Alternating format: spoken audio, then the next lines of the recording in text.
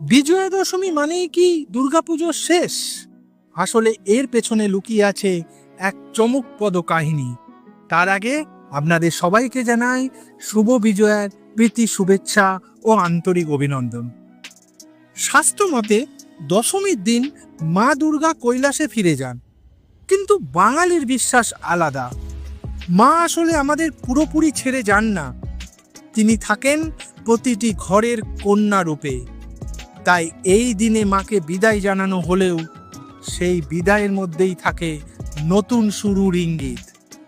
বাংলার গ্রামেগঞ্জে এখনো দেখা যায় বিজয়া দশমীর সকালে মাকে পানের পাতা, মিষ্টি, জল আর সিঁদুর দিয়ে বরণ করা হয়। এরপরেই শুরু হয় বিখ্যাত সিঁদুর খেলা। অনেকেই একে শুধু আনন্দ ভেবে থাকেন, কিন্তু এর পেছনে আছে গভীর তাৎপর্য।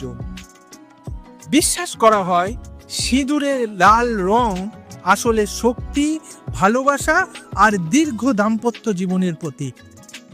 তাই মহিলারা যখন সিঁদুর খেলায় একে অপরকে রাঙিয়ে দেন, তখন সেই শক্তি, সেই মায়া একে অপরের জীবনে ছড়িয়ে দেন।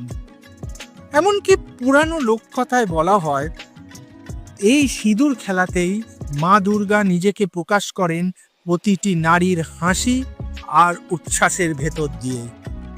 তাই বিজয়া দশমী শুধু মায়ের বিদায় নয়, বরং নতুন শক্তি, নতুন আশা আর নতুন বছরের প্রতিজ্ঞা।